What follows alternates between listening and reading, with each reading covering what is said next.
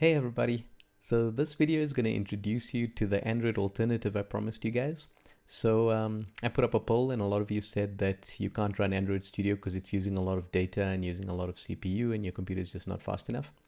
So I've put together an Android alternative and you can use this instead of Android for your labs and assignment going forward. So the first thing to do is to go to courses.ms.wits.ac.za/software. This is where we've put a mirror of a lot of useful software that you can download. In here, you'll see a bunch of folders, but two of them are important for today. One is called Android Alternative, and the other one is called Eclipse. Okay, so if you go into Android Alternative, you can download the Android Alternative zip. And if you go into Eclipse, you can download a zip file for either Linux, macOS, or Windows. Make sure you download a Java one.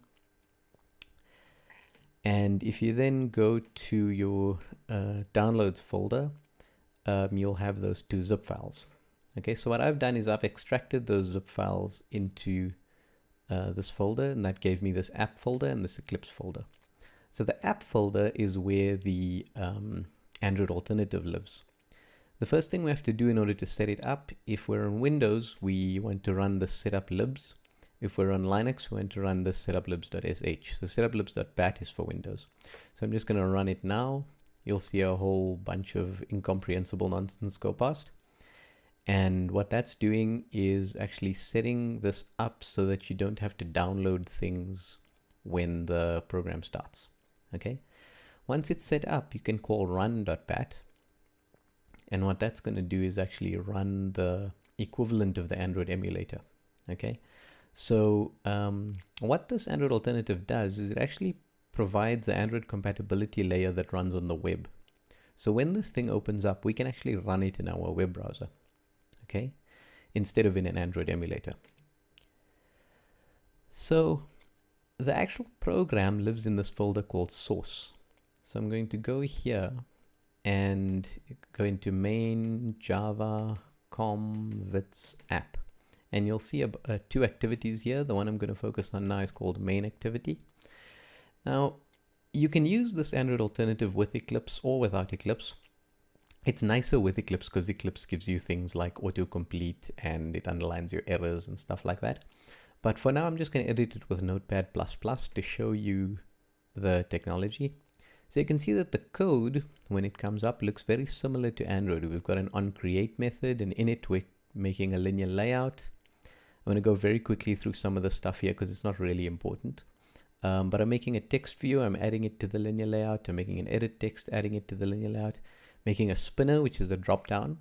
Adding items to the spinner with this myadapter.add.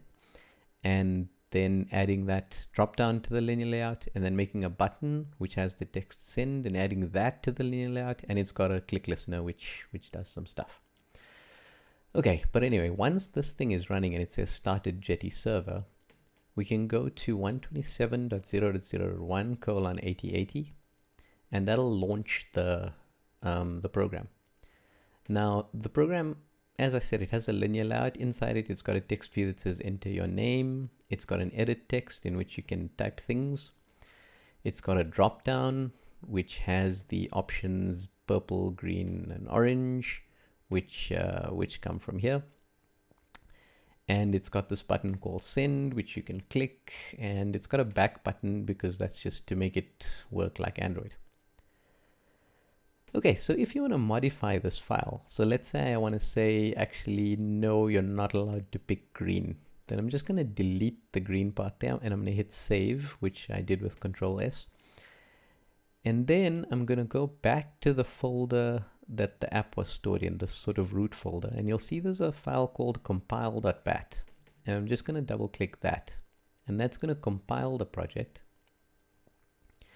And when it disappears, it's going to deploy that project to the web. Now it might say not found because it's still busy deploying the change. But once it's found the change and deployed it, you'll see we now only have purple and orange. So that now means you can start modifying this code and doing whatever you need to do. And you'll see the changes show up on the web. Okay, so that's the basics of the platform. The next thing that's important is you might want to use Eclipse to to edit this stuff. So I'm going to go into the Eclipse folder, and there's an Eclipse executable, and there'll be one on Linux as well. And I'm just going to launch in the default workspace. So as I said, Eclipse is a bit heavy. It's not as bad as Android Studio, and because you don't have to run an Android emulator, it's potentially fast enough.